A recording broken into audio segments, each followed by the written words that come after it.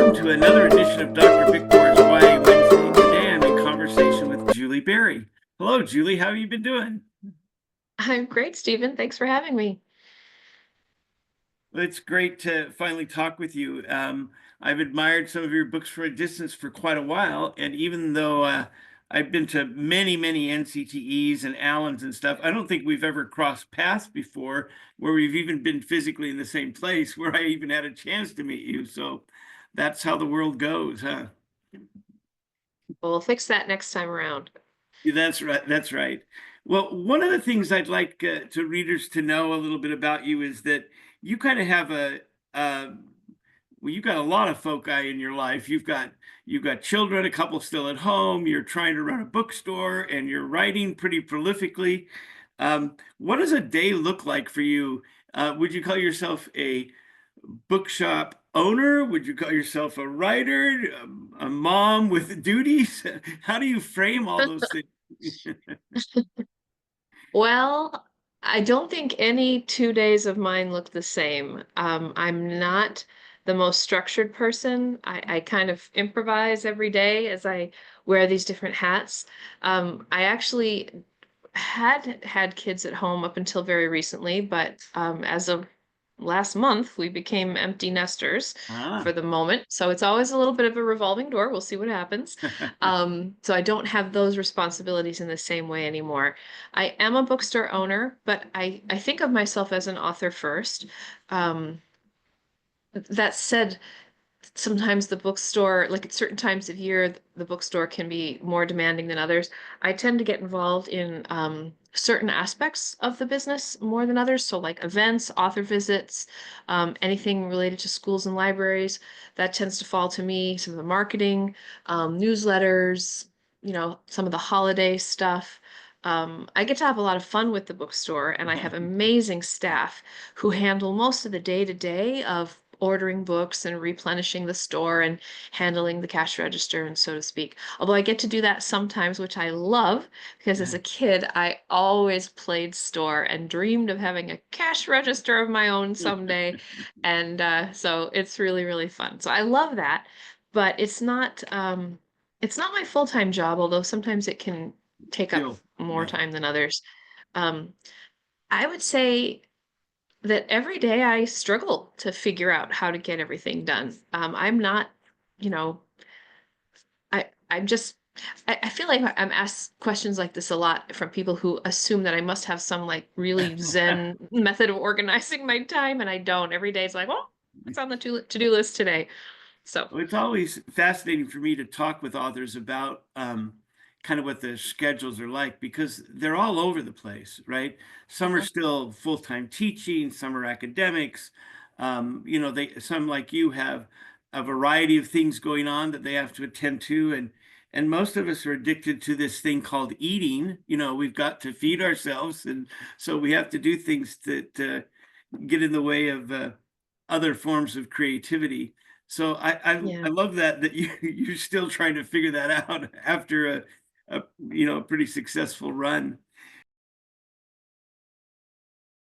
Well, um, you have not always been a writer, although you probably thought about being a writer from looking at your webpage and talking about your childhood, that you were, curious and ambitious and given free rein up in New York. I love that. I think that sometimes, I'm of a generation where there was a lot more play, a lot more outside going and coming. And I grew up in the Mhm. Southwest, and literally sometimes my friends and I'd be gone playing in the desert for hours. And, maybe if our parents could whistle really hard, we might have heard them, but we just kind of knew when the sun started to come down, we drifted home.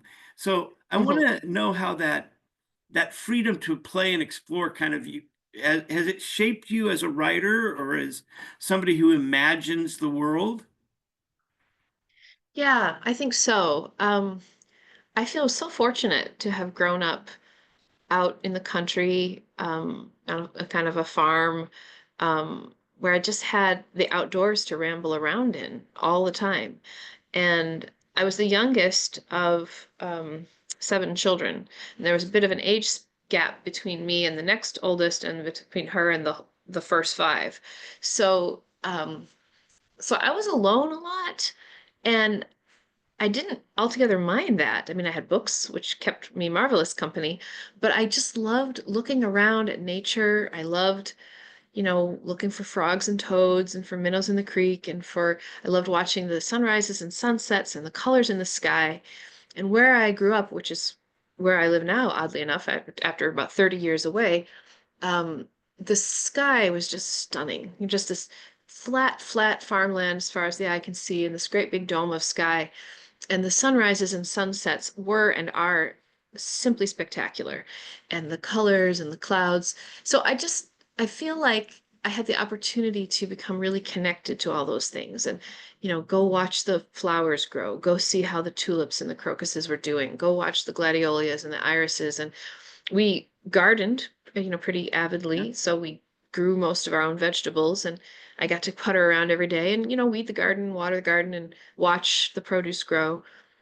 And I wouldn't trade anything for that. The just that opportunity to be connected to the world and the natural world and its beauty and its changes and its moods and its weather. I feel that that informs my writing, that sense of connection to the natural world. And, my adult life has been largely suburban and a lot more indoors. I do some gardening and I like to go for walks and things like that. Like to go for hikes when I can, but I feel like that's always going to be in me from my childhood, and I'm grateful for that. Yeah, that's wonderful. I think it's if people know your books, they can see there's a really good attention to detail. Um, I wouldn't say that you're Charles Dickens and carried away to describe a scene, but certainly for me, when I read your books, places come to life, right? There's detail enough that I really feel like you're taking us on a journey that's worth going on.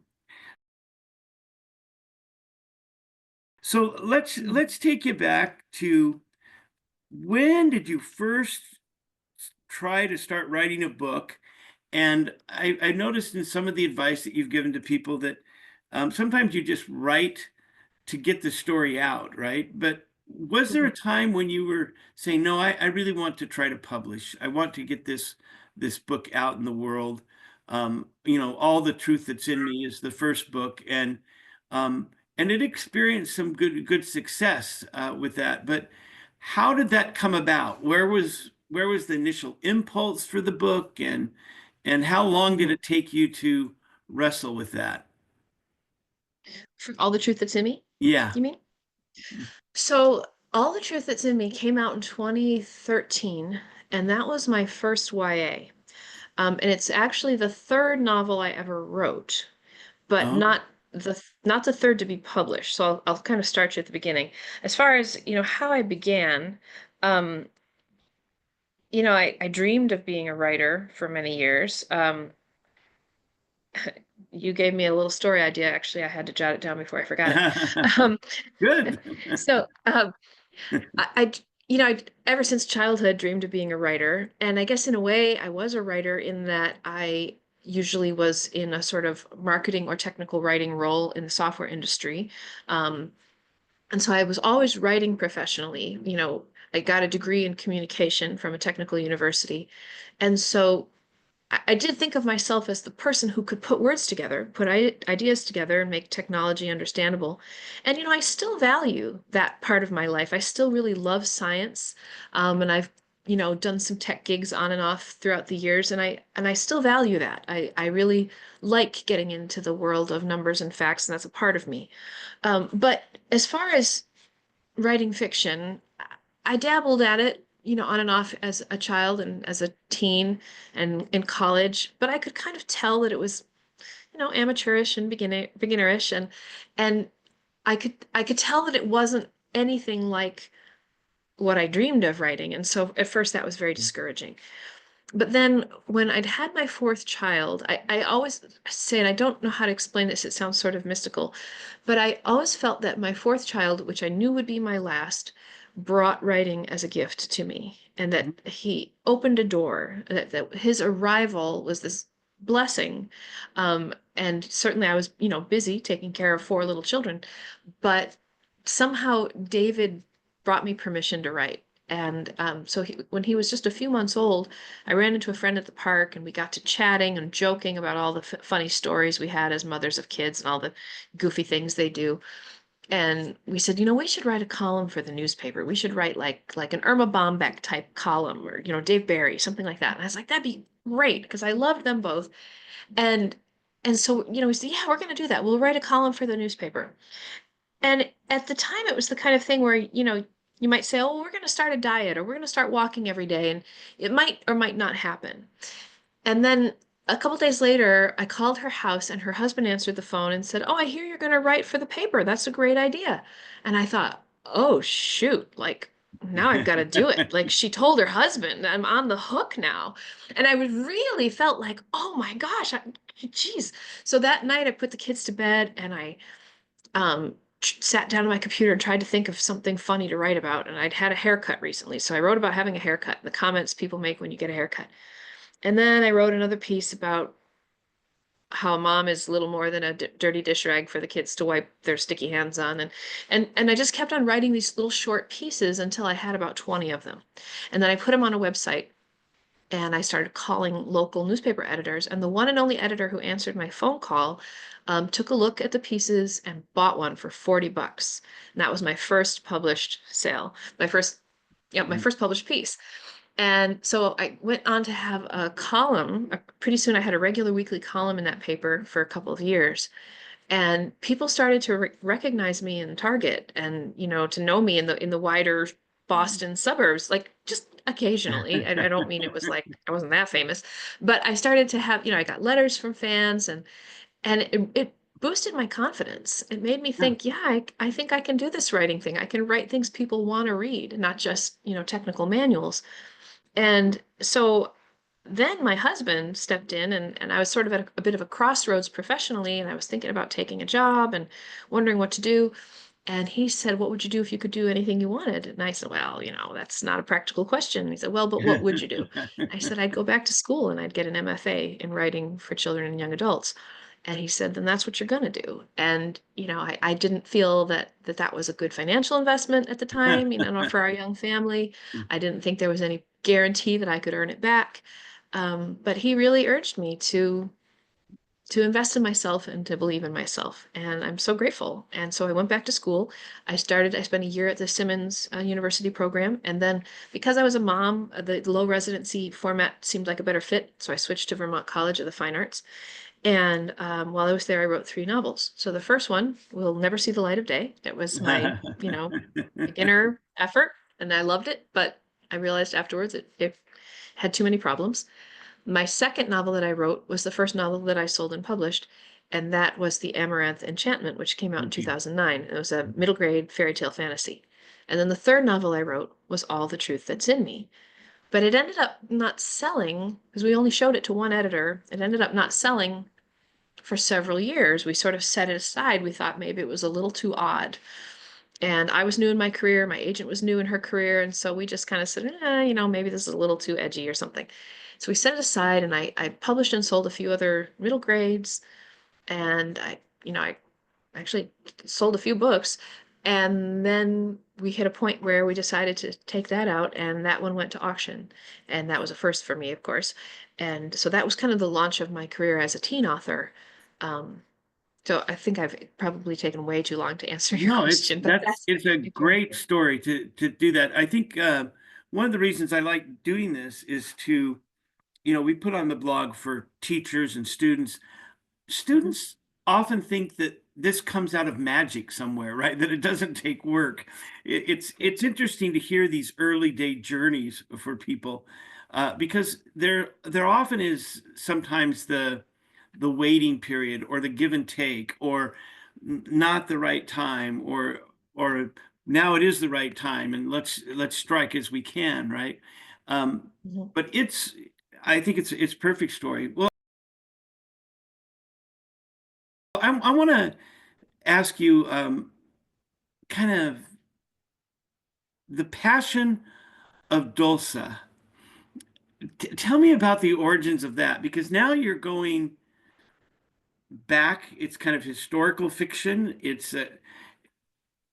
That certainly has to involve more research. It has to involve uh, the kernel of a story. You think, okay, I've written middle grades. I've written all the truth that's in me. That's got kind of certainly a more contemporary kind of setting. So now, what are you going to do with? Where does this come from? Because this really hit pretty big when it came out, right? But it seems like it Passion was of Dolsa. new for you at the time, right? Mm. hmm So my husband has a bit of a joke that um, that I wrote all the truth that's in me, which has a deliberately ambiguous setting. And that's something that many readers responded to very favorably, but a few were like, I don't understand where it took place. I don't understand when. There were a few people who just kind of got stuck on that point. And so, you become aware of that. And my husband likes to joke that I said, "You want setting? I'll give you setting." And so I wrote The Passion of Dolsa. And maybe he's right. I don't know. I don't think I thought of it that way, but I definitely did a deep dive into research. And so I guess this book came together from a number of different threads sort of braiding together. I like to listen to audio college courses from the Great Courses Company because they just stimulate my mind and keep me learning and growing. And so I had listened to a course on the Middle Ages that covered heresy and mysticism and millenarian movements and witchcraft. So a lot of mystical Yeah, topics throughout the Middle Ages and into the early modern era. And so that's where I first encountered the Albigensian Crusade and the inquisitions into heresy that followed that crusade by the fairly new Dominican order of friars preachers. So I remember coming across that and thinking, how had I never heard of this? Like, this is this yeah, huge incident in European history with far-reaching implications into modern day life that I'd never heard of. And it kind of made me say, whoa, I want to find out more about this. So I just started getting more books about it, reading more about it. So that was one thing. I also I keep a journal of ideas. And whenever a little fragment appears, I write it down, as you saw a few minutes ago. Like, I yeah. can't let it get away. So I had a few ideas rattling around. And one of them was something about a matchmaker, write a story about a matchmaker. And one of them was, um, what if so this had just appeared to me one day. What if Macbeth's three witches were teenage sisters running a roadside inn? And so that was in my notebook. Um, and I also I'd also always been interested in um, female mystics from the Middle Ages. I listened to a course on them as well. Found them really fascinating, kind of fascinating to look at both from a spiritual lens and a feminist lens, in that they really, risked their lives to express their voices and claim their authority Yeah. as divine beings, not just, women subject to men. So all these little fragments are rolling around in my head, and I'm thinking about heresy and inquisition, and about female mystics, and about a matchmaker, and about Macbeth's three witches being teenage sisters running a roadside inn. But like, I'm not thinking about them all at once. They're just in my notebook. They're just in my Yeah. head. And then one day, literally, I'm driving to the grocery store. I can picture where I was. I can picture myself pulling into the parking lot and saying, wait a minute, what if I have a medieval mystic who she is a mystic, but she's accused of being a heretic, and so she is tried by inquisitors, and then oh, I think I had the idea of a fugitive somewhere too, like from the movie Fugitive. And then so then she escapes as a fugitive and she's rescued by one of Macbeth's three witches living as teenage sisters running a roadside inn. What about that? And I was like, this is great.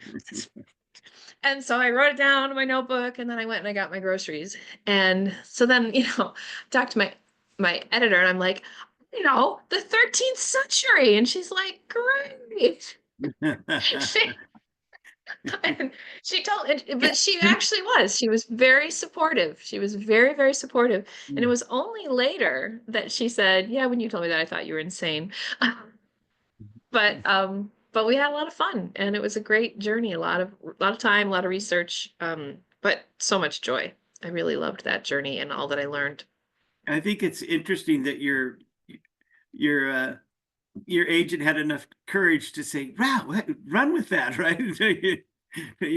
Because I think they can see initially all the problems with an idea, but once they've worked with a writer, um, they see, oh, this might flesh out. I would hate to have been an agent for MT Anderson at any project, right? Because you think, where do any of those projects start? Because they're all kind of a little bit insane, but they turn out to be wonderful books. But I would have hated to be the person to tell MT Anderson no on something, don't do Right. that, right?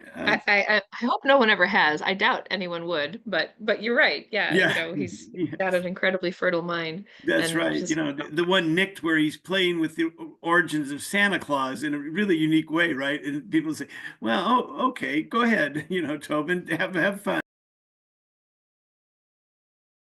One of the things that where I really gravitated to your works the very first time is somebody handed me The Lovely War, or um, I was trying to remember because I was the editor of the Allen Review from 9 to 14, and we were reading tons and tons of stuff. And then I transitioned from LSU to the University of Nevada, Las Vegas in 2015. So it was getting near the end of my career, actually, in 2019 when The Lovely War came out. And wow, that was a book that just set me back to the point where I thought, okay, I need to go back and recover some of these things. But The Lovely War was one of those books that I couldn't believe I didn't find it the day it came out. I don't know why people didn't talk about it more. It certainly, won the Amelia Elizabeth Walden Award for through Allen, which I was well aware of that for a long time. But it took me back to my childhood. It took me back to thinking about mythology. I think I was one of those kids that every year I had a teacher who loved mythology. So I did like Greek and Roman mythology every year. And then one of those kids that read every Mary Renault book, in middle school or high school. I love the premise of The Lovely War, from feminism to racism to pacifism, and the critique of war and love. I'd like to know a little bit about the story of The Lovely War. And if people don't know this book, we're going to give them a chance to find it again here and kind of promote it. sure. So Lovely War is two love stories set during World War One, as told to us by Greek gods in a Manhattan hotel room during World War Two. So that's the basic device of the story and the shape of it. And it was another fascinating journey of research. So much learning and I just loved writing that book. I loved it so much. And to continue that sort of joke about, you know, the Passion of Dolssa came about because people said there wasn't enough setting in all the truth that's in me. Um, my editor was kind of like, could we have a little more romance this time? And so and so my husband's like, and then Julie says, you want romance? I'll give you romance. So that's kind of the joke there. But um, I set out originally thinking that I would write a love story. Well, let me rewind. I set out thinking I would write something set during World War II. I thought, yeah, that could be interesting. My mother was a teenage girl just coming of age during World War II, and I thought that could be interesting. So I started researching, and I was looking into things like victory gardens and some of the home front initiatives that kids would have experienced as young people living in the States during the war. And I quickly realized that, excuse me, um, a lot of these initiatives got their start during World War One. And there was this stray sentence in a book about victory gardens that I was reading that said something to the effect of the children of World War II learned how to do these tasks like gardening and recycling and drives for this and that, um, because they were taught by their parents, because their parents were the children of World War One. And that just hit me hard, that idea that there's this generational aspect to these wars. Yeah. When World War One hit, nobody knew what to expect. But when World War Two hit, that the generation that faced it had lived through a pretty accurate dress rehearsal. And and I was flabbergasted by how these parents could endure the agony of sending their children off to war when they had lived through the Great War and Yeah. seen its horrors. And that got me thinking about how we just don't talk about World War One anywhere near as much as we talk about World War Two. Now that's changed a little bit since then because we've had the centennial of the armistice. Yeah. But it really made me curious to know. I mean, I remembered learning about it in high school. I knew there was the assassination of Archduke Franz Ferdinand. And I was like, why didn't anyone kill him? I just don't remember. So it made me decide that I would do a novel set during World War One. But what? And and to please my editor, I wanted to do a love story set during World War One. But what? And so I kind of started on a journey of research and just kind of trying to learn more about the war, trying to understand it in a broad strokes view and figure out which aspects of it interested me most to delve into in more detail. And so eventually I wrote several different beginnings which were okay, but they weren't really exciting me. And I finally realized the problem was one of point of view, that I wanted to have the intimacy of a love story, which is a very close point of view, very close to the characters. If you think of a camera in a movie, like the camera gets really close to see you see the skin, you hear the breath, you Yeah. see the lips move, you see the movements of their eyes as the lovers kind of discover each other and draw nearer and nearer until they finally have that first kiss. Whereas I also wanted to have something of the panoramic scope that you would associate with a story about a global war that affected the whole planet and that, slaughtered millions and left swaths of destruction all across Europe and across the world, right? Not just Europe. Um, and so I tried to think, how can I possibly reconcile these two points of view that are so fundamentally different? And I thought about the book Thief, and I thought, what about the novel approach that Marcus Zuzek Mhm. had taken with using death as a narrator? And I thought, is there an unconventional narrator that I can choose to tell my story? And I thought, well, maybe love personified could tell a love story. That could be interesting. But I realized that love personified would scarcely be the point of view you would choose to tell a battle scene. And so then I thought, well, maybe I need love personified and war personified as dual storytellers. And I thought, we already have love and war personified, and they're already secret lovers in the Greek Yeah. pantheon. So like then it was just, it was a soft serve from that point on. And I wrote that first scene, which just kind of flowed out very easily because I was aware of the golden net story. So the first scene where Aphrodite and Ares meet up for a tryst in a Manhattan hotel, and they're busted by Hephaestus, Aphrodite's Yeah. husband and Ares' brother, who has had enough of their philandering, and then the story goes from there. Yeah. I think the device is really, really clever, and certainly people have been playing with reimagining the telling of mythology in a lot of ways over a lot of different generations. But I think that the maybe the internet, maybe other things that have made stories more immediately accessible to people have caused us to be more aware of those. But I think you're right that our awareness um, of the history of World War One pales in comparison to what we know as Americans about World War Two. And frankly, Mhm. I'm not altogether sure we understand World War Two from a really good perspective of what it was like from the point of view of other people. Specifically, I think we lose track of um, how close we were to the interests of Russia and Russia to us during World War Two, and that Mhm. failed thing. But certainly World War One, and And the idea of race taking a dominant place, people miss that in World War One. We miss it in World War Two as well. We forget the sacrifice of African American soldiers and African American volunteers throughout that. How did that come to you? Did that just one of the things when you're researching that jumped out, or? Yeah, I would say so. I would, early on in the process, I was going to the library and getting all kinds of books about World War One and just reading through them. And I kept coming across books about the Harlem Hellfighters. They just kept showing up in Mhm. all my searches in an uncanny sort of way. And I would think, well, that's not my story to tell. I, so I would kind of pass them over. And finally I thought, all right, I get it. I need to look at this. So I checked the books out and started reading them and it was so fascinated.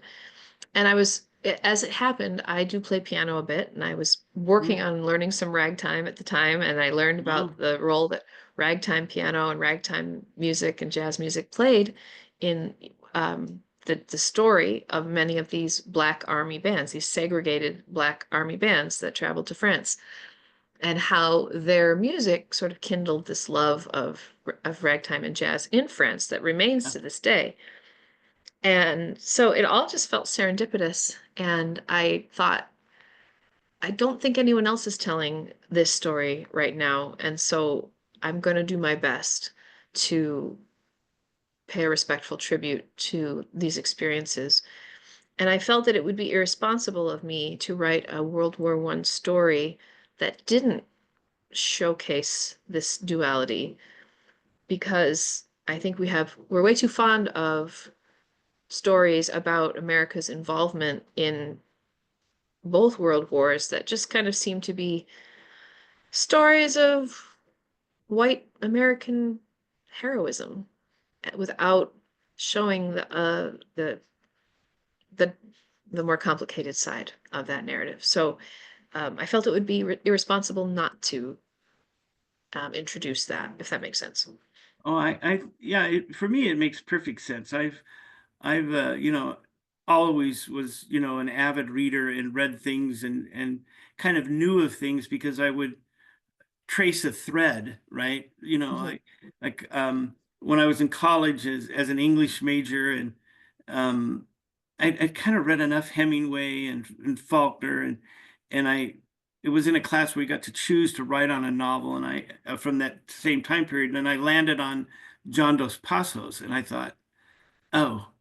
Well, he's telling a story about American involvement in a lot of things. And I ended up reading the entire USA trilogy, but wrote my paper at that time on Three Soldiers, which was Hmm. his, first World War One novel. And I think we have so many great stories going on in America that we just don't often tell, right? Hmm. Because we gravitate to the easy or the well-known and easily repeatable. Hmm. I think that becomes for me, like again, you reminded me a little bit of Mary Renault, who's reimagining, mythology in a way that, okay, what if these are real? What if these stories are real, and what does it take for somebody to be involved in that world? And I think you're doing something very similar, where you're taking the strands of a story and playing them out in ways in which there's maybe this overseeing narrator, but there's really a really close look at some of the ins and outs of what was happening with World War One as you go forward. So I appreciated it really as almost finding the kind of novel that probably kept me reading for months, because I'd read one, read another, and then go down another sidetrack and think, why am I here? Right, just reading these wonderful things. Well, now it's time to get you to fess up and talk about your writing habits. How do you Ah, go about as a writer? So, what is if you had the world, they will do the same thing your husband did. Okay, if you had the time and the world to shape your day as a writer, what does it look like? And what does it really look like? I'm not sure. Oh dear. Um, sure. Well, let's see. Hmm. I always sort of fantasize about this really orderly life where, you know, I begin my day in these like really virtuous ways, like with, meditation and prayer and yoga and and a walk Mhm. and then journaling and then writing and it just never happens. Um, but I do, oh, let's see, what are my days like? Hmm. I do try to exercise in the morning. I do try to pray. Um, I try to, sort of center myself a little bit on, my family and you know, what kind of person I want to be in the world. And and then I eat a lot. And then I sort of disappear into my inbox and my to-do list. And that can, devour your whole life if you're not careful. So when does the writing happen? Writing tends to happen on the edges for me. Like sometimes I'll wake up really early, not on purpose, but because I just did, and then I can't go back to sleep. So then I might sneak off and write because that's kind of time that nobody has spoken for. And sometimes I will write at night, like rather later than I should, because that too can be quiet time when the world doesn't necessarily come barging in as much. But I don't write every single day. Um, I I believe writing is very, very important, but I believe life is more important. So, you have to be able to kind of flexibly respond to life. Um, I like to write for long blocks of time if I can, but that's not usually very easy. And so I learned when I was starting my writing career and raising kids that if 5 minutes is all you have, you make the most of the 5 minutes. And if 20 minutes is all you have, then you make the most of the 20 minutes. And in fact, there's something kind of powerful about this is all I've got. So focus, and don't look at social media and don't let distractions come and sort of challenge yourself to say, how much can I get done in this time? Um, since a lot of my writing is research, I fit that in also around the cracks. Um, I listen to a lot of audiobooks of a research Mhm. nature. So that's one way that I can make research happen while I'm folding clothes or cooking dinner or driving somewhere. But I also, for sure, go back and read physical books and mark them up. Um, yeah, what do my days look like? Oh gosh. Um, I wish I had a better answer for you. Let You me, just well, have to the get one it done thing, somehow. well, the one thing that you seem really consistent is keeping a writer's notebook. And do you take it with you? Is it part of a purse? It's just at your side and you keep it all the time? Yeah, I tried to kind of always keep it near me, and for a lot of years I had like a little bitty notebook in my purse, and then I would Uh-huh. jot things there and transfer it into the bigger notebook. Now, a few years ago, my husband bought me a digital tablet that is not, it's not an iPad, it's not, it doesn't have a browser, it has no games. It's really just a digital notebook. But that has saved me a world of trouble because I used to always have like my to-do list and like I had 7 different notebooks for different aspects of my Ah, life. And now I just have the one tablet. And so it is kind of my precious. And I keep it with me, yeah. pretty much all the time because whenever any kind of idea may strike, whether that's a story idea or, oh, I gotta follow up with so and so, then I can capture it. So I do Yeah, love that. I've found that since retired a couple of years ago, I've used when you're an academic, you're going to be in your office a certain amount of time, and you think and you can do that. But I've found that using keep notes on my phone as a place to keep notes has saved me with a lot of good ideas, right? Because I could be anywhere and think, okay, wait, I can open a keep note and do this, whether it's the Mhm. shopping list or to remembering to get a tea time so I can golf again, or to, getting a new idea to contact an author.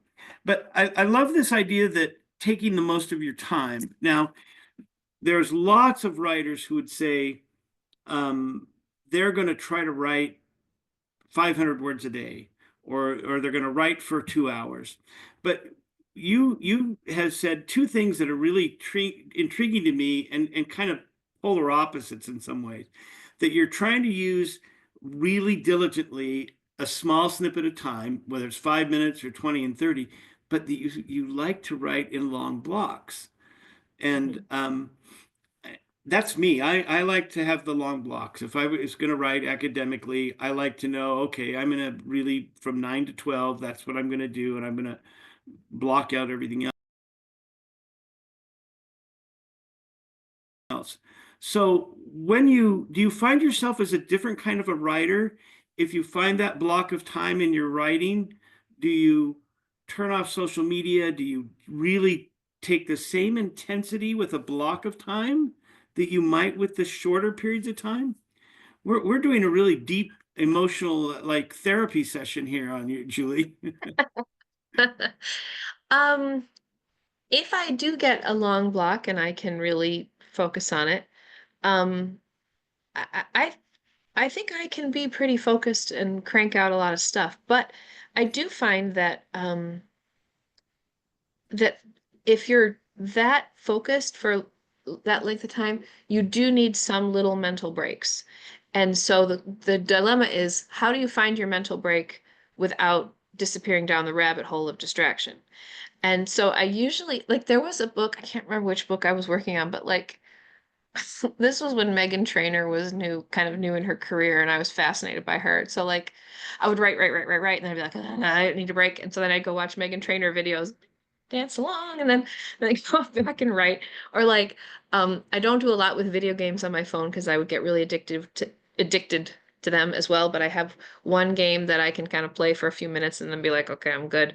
And so, with the my most recent book, which actually will come out this September, If Looks Could Kill, which is another mythology and history piece, which I want to make sure to talk about for a minute. Good, good. Um, I played like some silly little number game on my phone for a few minutes, or I would watch like videos of people frosting cakes. I don't know, like there's just something about like I watch the cakes, oh, and then and then I go, okay, enough of that, and I could go back and write.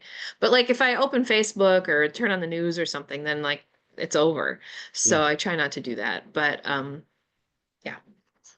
So It's I will still take little breaks, but I think that I'm pretty good at bringing my focus to my work sessions because I have to be because I, yeah. got So deadlines. when you're well into a book, you've got the project, you know where you kind of know where it's going to go. Um, do you outline it? What's your first step? Or you just start you mentioned like writing the opening scene of Lovely War, right? So, or do you Mhm. tend to once the visualization of the scene and setting and plot comes, you just start writing, or do you plot it out? What's the step? Mm. I do not plot it out. I do not outline in advance. The closest I would come to that was when I was writing Lovely War, and I was, lining events up with real battles and real milestones in the war. I did have to have I had like a spreadsheet with all of my major characters and a timeline of known war events, just so I could kind of figure out how to move the pieces around on the chessboard to get people where I wanted them to be at around the right time. But it definitely wasn't like even then I was sort of just outlining they call it like the headlights approach, just as far Right. ahead as you can see with your headlights. But what I do is I outline after I've written the first draft, or as I'm writing the first draft, I outline what I've already written. So Mm. that becomes very useful for me. I really believe in having that sense of story structure and pacing and looking at things from a more panoramic view. But I just can't do it while I'm writing because for me the first draft is a journey of discovery. And I feel certain that for me, um, anything I were to write to an outline would lack some life Uh-huh. compared to something that I first write kind of in the wild unknown. Um, and then after I've gotten all that good stuff out, then I kind of rein it in and discipline it with an outline and a closer look at story structure. I love that you discipline it first. It's so are you guided by the development of a character or the development of the problem? Hmm, that's a good question.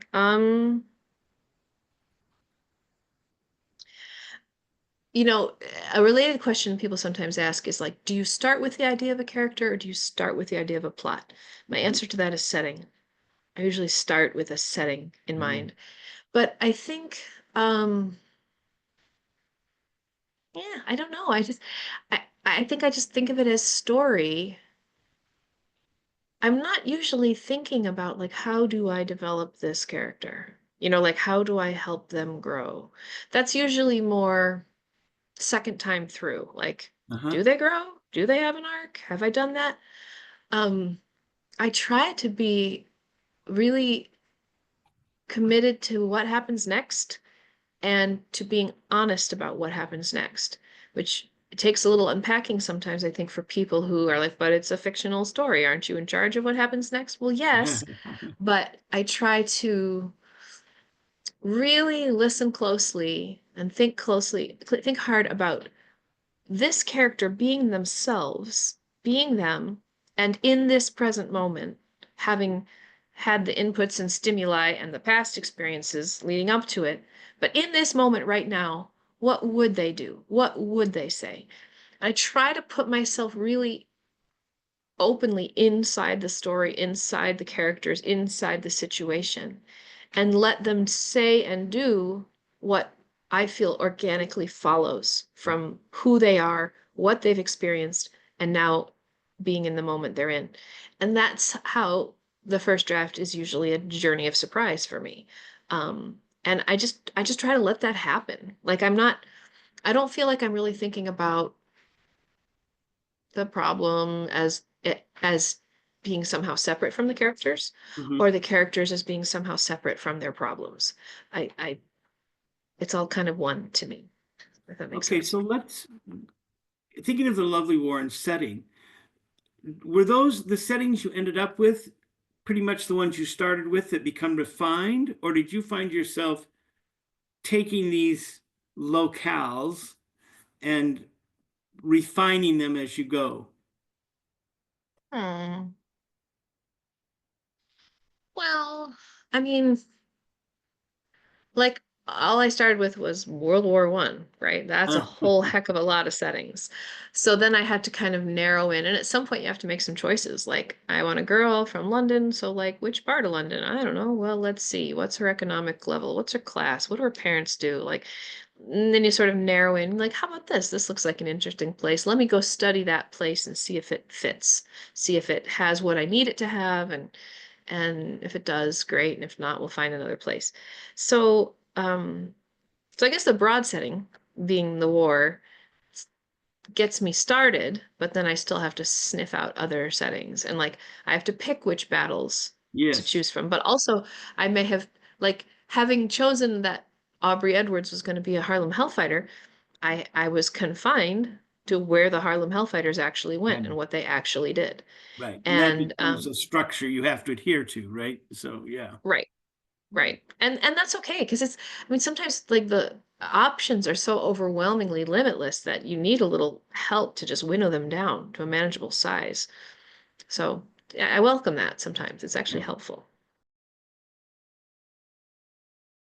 So you've done the snippet of ideas, you've done the rough draft, you've got a draft one. How many more drafts before you? Are you the one that this, oh, second time I'm perfect. I've got it down. Or do you try to rewrite the whole thing? Or do you what do you do with those workable and what I would say for a lot of you, maybe it feels whole now. You've got a whole. Hmm. So how much does it, what's your approach now to take that on? Well, different every time. It's different with each book in a way. Um, I would say that of all the books I've ever written, All the Truth That's in Me was the most received. and the least changed between the first draft and the ending. And in a way that was kind of like like a bait and switch. Like, oh, it's just gonna be so easy. It'd be kind of like, having your first child and it was born in 5 minutes and you had pain medication. And it's like, oh, it's so easy, right? I mean, there's no such thing as easy childbirth, but Yeah. um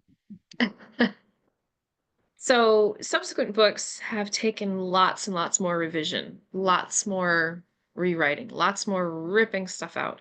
So it's really just a case of you have that draft and then you have to do a really brutal assessment of what's working, what's good, where's the good energy, what do you want to keep, and then the rest of it. What do we do with that?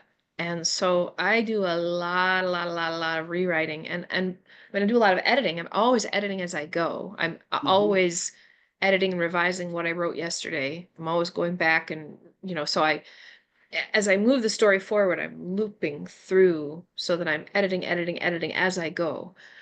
So when I arrive at a first draft, it's not like I don't know what's in it, because I've Right. really gone Right. through it many, many times. But then I get to the point where I just have to throw out half the book and altogether rewrite it, or like add new characters, kill off characters. Like the the sheer amount of pages that I end up throwing out and rewriting again and again and Yeah. again. I worry that I will, scare away young people if I'm truthful about what I do there. Um, but but to me that's the really great news about writing is that you don't have to write it perfectly. You can revise, and you just, as long as you're committed to doing the work of revision and to not taking shortcuts and not saying that garbage is good enough, then sooner or later you'll get at the right thing if you just keep trying. So I definitely take that just keep trying approach. um, and my editor, bless her heart, just reads draft after draft after draft. I mean, probably something like, well, for my novel that will come out this fall, I think there are something like 40 numbered drafts, Mm. but that's not even that that number's too small. But there were 40 where I at least said, okay, we're going to call this one a new draft. So, Yeah. That's yeah. yeah, it's I used to tell my students, even before I jumped to the academy. I taught high school for 25 years before I jumped, but I used to tell my students there's no such thing as writing. There's only rewriting, so let's get over this that you've written something. Yeah, okay, but now we're rewriting it because we're not done with it yet, right? And if they can get to the point where they can see all writing as part of the exercise, then Hmm. it becomes less painful. And when I was teaching pre-service teachers, I said you've got to.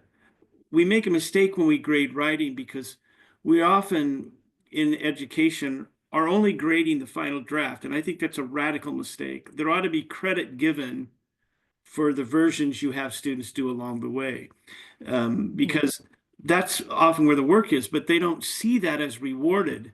So they don't want to do Hmm. it. Some of these kids, they're not in their class because they love you. They're in your class because they're assigned in it and they've got to be there. Hmm. But if you're assigning Hmm. them to do 3 drafts, there ought to be some credit for each of those drafts, maybe equal to the final, right? And I Hmm. would leave that up to them. But if you're not rewarding along the way, why do you expect your students to feel any value of that, right? And I think that Hmm. when you're even numbering drafts is a way of honoring the draft, right? It's Hmm. number two, it's number three, it's number four. I have a author I interviewed not very long ago, Josh Allen, that he posted on Facebook very recently, and he goes, "Here's the stack of paper that created this collection of short stories. Should I take this picture with me to school visits?" And he was, and my response is, yeah, probably, but there should be some jovial conversation about what the journey is, right? Because you don't want to scare people away, but clearly there's a journey to get to a collection of 13 short stories, right? That Yeah. maybe take you a lot of paperwork to get there. And I think we have to be really careful too about how, like, I think we should grade and give credit to those early drafts. We have to be really careful about what we appear to be rewarding or de-incentivizing. Because I feel that so many young writers that I encounter are so stymied by a fear of getting something wrong that they do not find that mental freedom to create and try and play and experiment. And so, I mean, we've got to not care at all about the grammar and spelling of the Yeah, first draft. We've got to yeah, not care at all. We've got to, reward inventiveness and humor and freshness and and and sheer bulk even maybe. And absolutely. I agree not 100%. yeah, and just not hold a draft to the standards to which we hold a published piece. Yeah. And so that might be a bit of a sea change, but Yeah, I think it is it's a really tough go, and I think we've thought about it too long. Well, now I want to get to your book that's coming out. Um, and when it comes out, you'll have to let me know, and we'll do a little blog post celebrating its release and everything. So, the title gives me hints of Medusa. Am I off track, or am I wrong? no, Okay. you're Okay, exactly so right. tell If us about it. Tell us about the genesis of the idea and the setting. Tell us what you can to tease us into the future. Sure.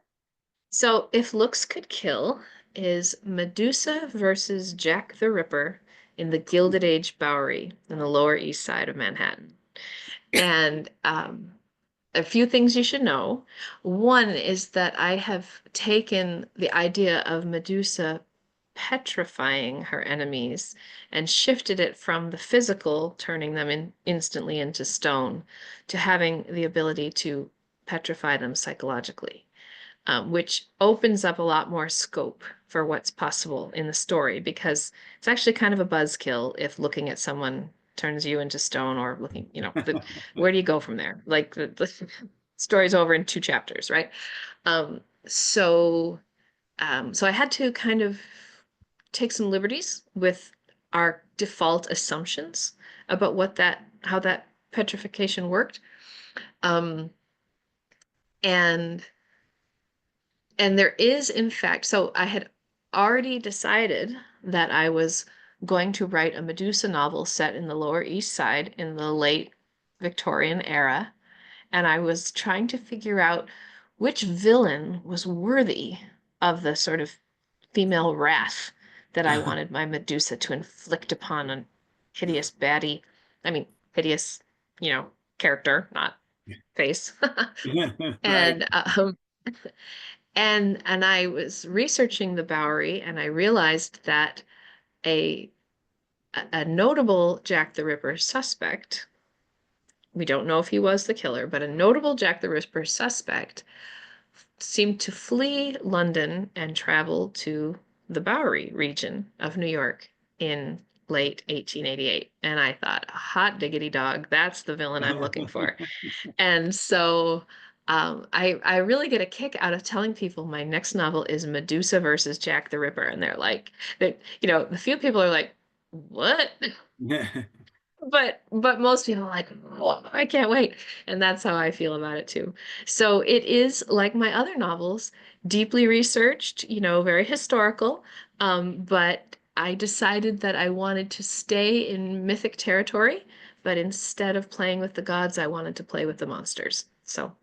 So that's what we've got. We've got two young women who are Salvation Army volunteers who've traveled to New York City to try to do good for the working poor and the urban poor and try to, carry out their ministry as they saw it through the Salvation Army, which was at that time more religiously focused than it is today.